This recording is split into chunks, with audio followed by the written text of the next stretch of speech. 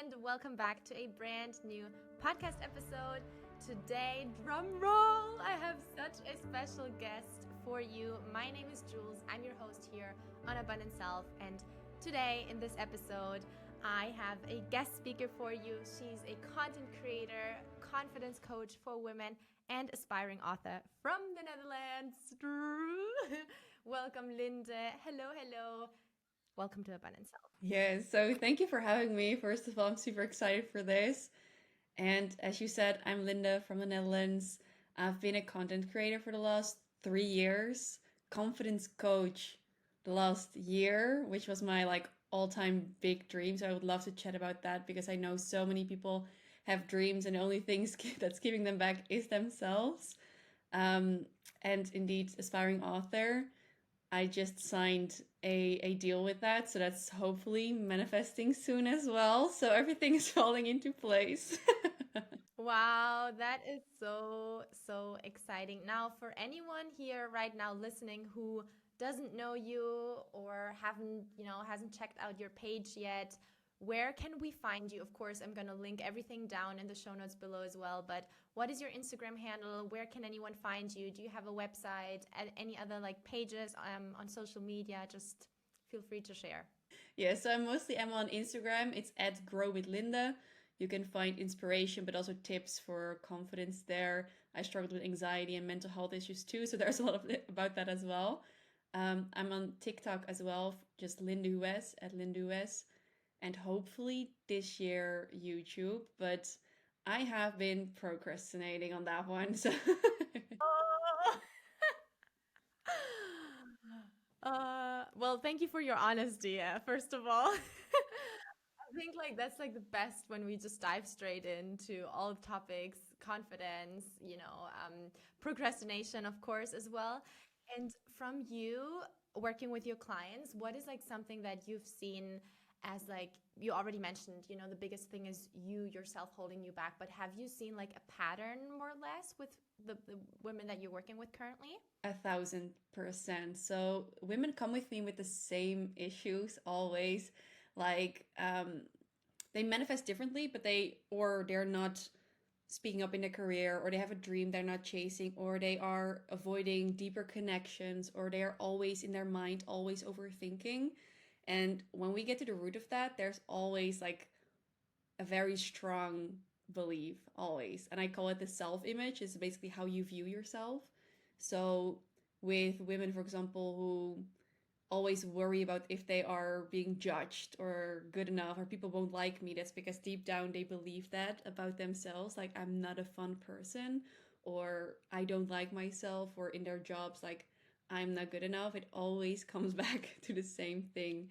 And it's so magical once you kind of reframe that belief from maybe I'm not good enough or I'm a bad person to people like to be around me or I'm good enough. Everything starts to shift.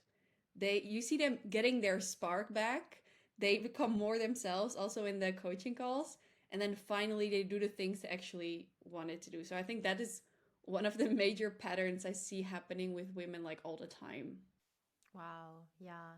I feel like this is also something that I work with my clients on is the reprogramming, right? It's this of the society and the conditioning that we have inside of us since little children. And it's so interesting to see how that can then shift by going to the root cause of the problem, which most of the times is not the partner, is not the boss, is not, the work. It's literally the belief about yourself. So I just love that you're doing this work. Oh my goodness. Just take a moment to thank you because you are such an inspiring person out there helping so many women on a really deep level, and also creating this ripple effect of what you say. When you go to the root cause and you shift that belief, you see there's almost this spark that glows them from them, so that's really amazing. How long have you, yeah, of course, how long, well, you said 1 year coaching, how long have you been thinking with this thought of okay, now is my time, I changed myself through changing my beliefs, I'm gonna go for it and start being a coach? So that's there's a long history there because I always wanted to become a psychologist because that desire to help people has always been there. But when I was like deciding what studies to do and everything, I was like, I can't handle myself, stand alone somebody else. You're the same. Like all coaches, they have similar stories. It's so funny. And then I just went through like first my mental health issues, like getting in contact with psychologists and learning that even though I was going through a therapist, I wasn't actually growing confident. I actually still didn't like myself. And they were still like, well, you're just an anxious person. It's part of you. You need to accept it. And then I was like, that doesn't sit right with me. So I started to work on that. And that kind of shifted in 2020. No, yeah, 2020, it shifted. I was like, okay, wow, I'm actually growing so confident in myself. Like that's so weird because like my therapist told me I couldn't basically. So that is when the seed was planted back in. And I was like, I can help people. I want to help people. So I started posting online. And that was my first step because I knew I first had to do like a new coaching study. So I was like, you know what? First 2 years, I'm just going to post. And that kept the ball rolling. I eventually grew to over 400K followers because I just kept implementing the practices I bring to my clients as well. And then last year was the time where I was like, okay, I got the study done. I have my practice in. I can do it. Now the only thing that's holding me back is me. So now I'm making the jump. Like if I hadn't done these other things, it would make sense that I didn't take the jump. But last year was that jump for me for sure. Wow. Was it scary, honestly? Of course, I tell my clients this all the time, right? It is supposed to be scary. Like when they're like, "Yeah, I really want to do it, but there's something wrong with me because I still feel scared." I'm like, "Yeah, what? There's nothing wrong with you. Like I feel scared all the time. It is just a decision of being like, yes, it's scary, but I have a deep belief that I can handle it if I just take it one step at a time." It's like the courage part. How is that? How is that for you? Yeah. Oh, absolutely. Yeah. It's always like this. There's no such thing as growth when you're not a little bit scared, or like there's this feeling of like, oh, uncertainty. And especially in my case, you've seen me online traveling and living abroad. I learned Spanish from zero. Like I came to Chile, I did not know any Spanish. And of course it was so scary. So I totally understand you. Yeah. It's like this thought of like, I don't know if you've heard it before or anyone right now listening, but when you sit in your uncomfort and you sit in, the situation that you're currently stuck at, for example, the pain is so much bigger than actually just jumping and just going for it and being like, okay, I know this leads to something so much better. I love that you say that because that is so true. We can make it so much bigger than it actually is, and then you jump right in. Like it's like I heard this quote. I'm not sure if I can say it correctly, but it's like fear is like this very big puddle that's like an inch deep, so it looks like very scary. And then you step into it, and you're like, oh, I can stand. Yeah. Oh, that's a good one. I haven't heard it yet. I love that. That's a really good metaphor. Definitely. Wow. Okay. So, are you working right now with any women out there? Is there like a process to apply for one-on-one coaching with you? What is kind of like going on right now in your world? So I do work. I work with 12 people at the moment, and I'm going to grow that like five a month. I'm feeling like because if you start something new, you first want to make sure like you handle it completely well because that also helps with the confidence. So that's why I started with just 12 to be sure that I actually it actually works. So right now I just do it through my DMs. So I let people send me a word. I just explain a little bit in my stories and in my reels, and I have a chat with them and I really take the time with the people. So I have like a long DM conversation. If I got that gut feeling like, okay, I can help you with this, I jump on a call with them. So if people want to work together, just shoot me a DM and I take the time to really see if this program that I do helps you because I know exactly who it can actually help and who would actually need something else. And I think maybe you can align with that as well with coaching. It's so important to know who your client is and who isn't, basically. So good. Now, can we speak a little bit more about like your whole audience and how you grew over 400,000 people? That's just insane.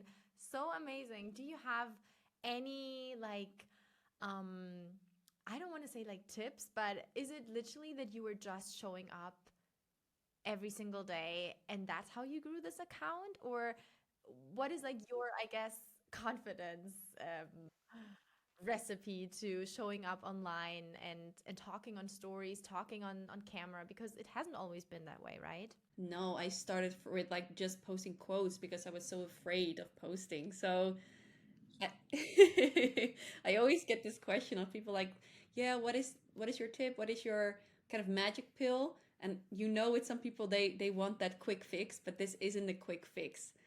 Like it took me 3 years, which is still quite quickly, um, but it is actually just showing up and getting better every single day. Like it's with everything. If you want to succeed in something, all you need to do is, well, be authentic and real, show up the best that you can. And if you are not at your best, don't worry about that. That's you can do better then. And yeah, just getting better bit by bit. Like that is what has gotten me here.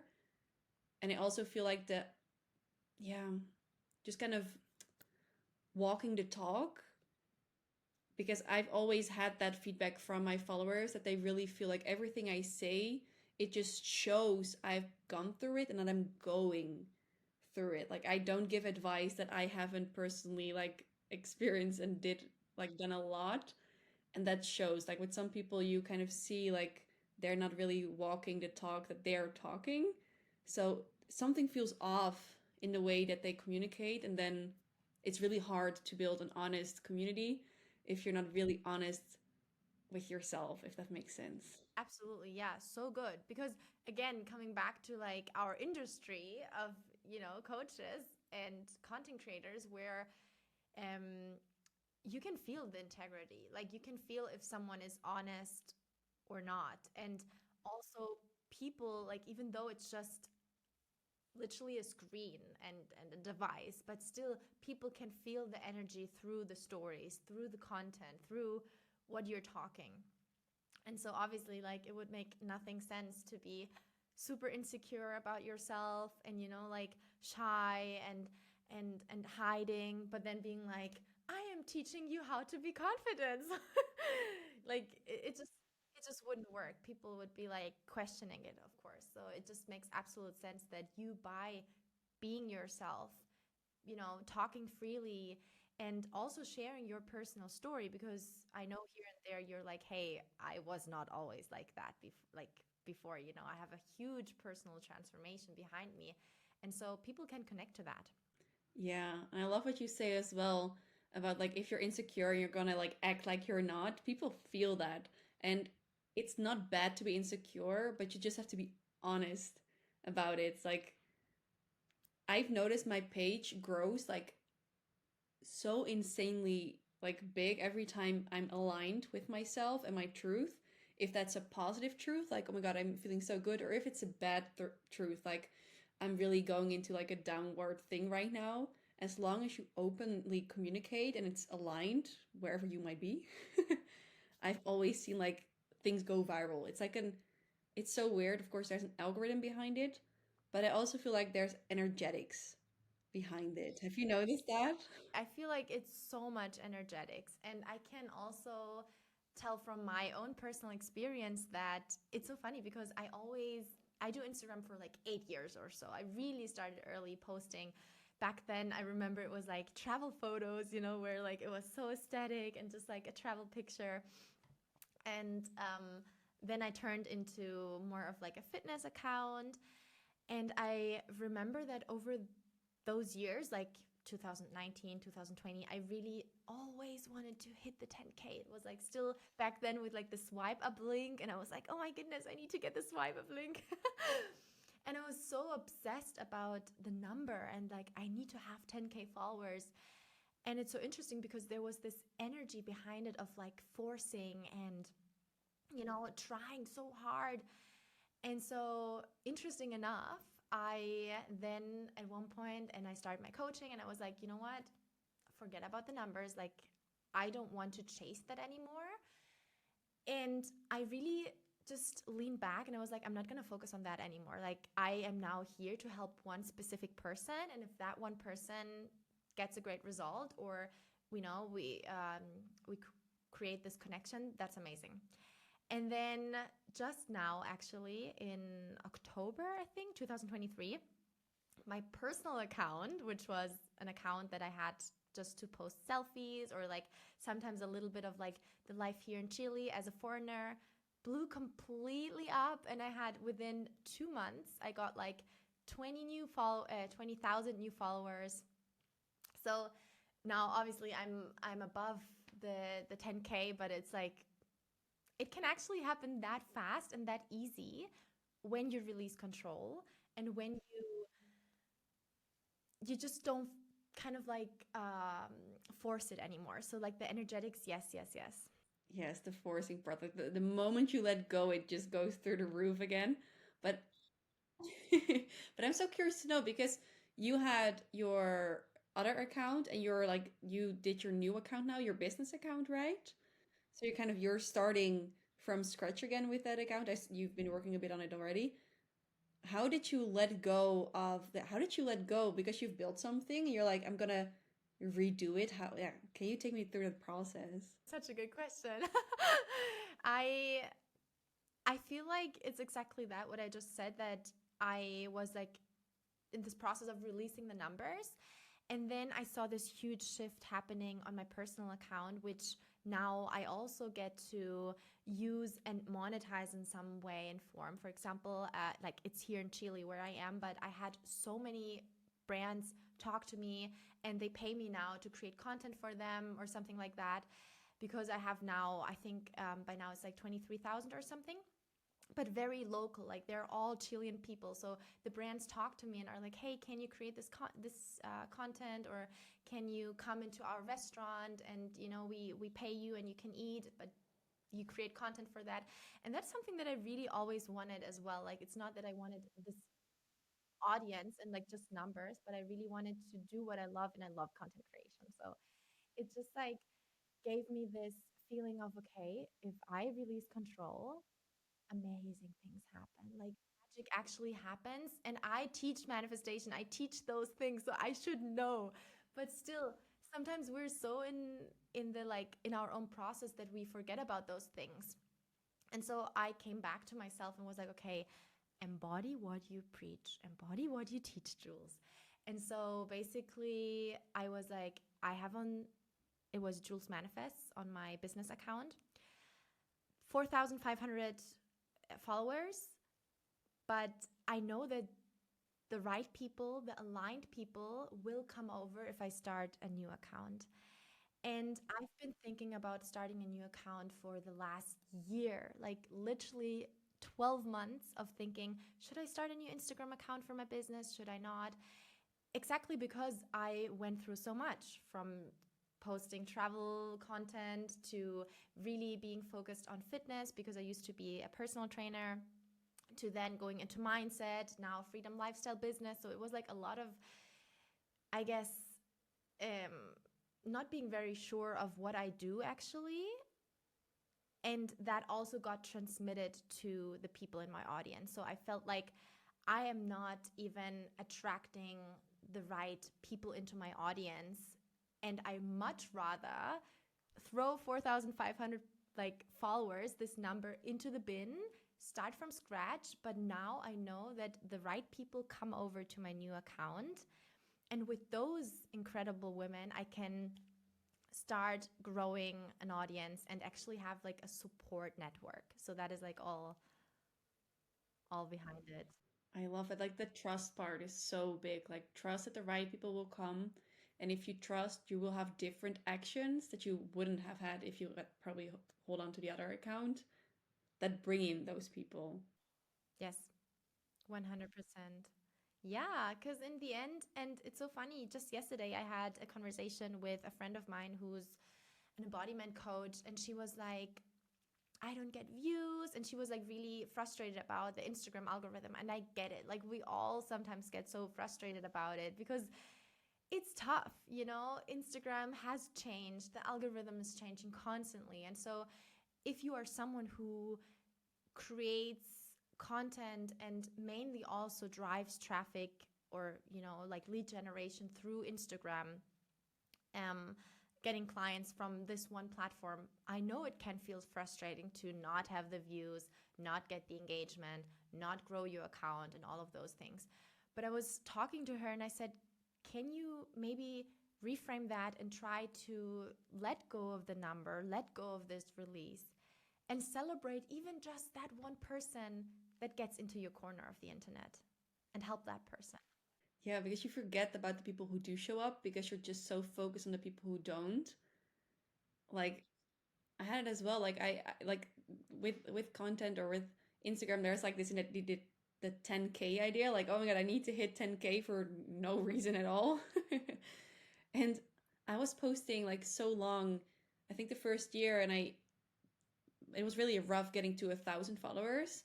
And I noticed myself like being like, oh my God, like how do I get to a 10K? And then I just stopped for a moment and I looked at the 1K that I had and was like, these are 1,000 people that I don't know. Like, I don't know any of them. And they're following me and I'm helping them.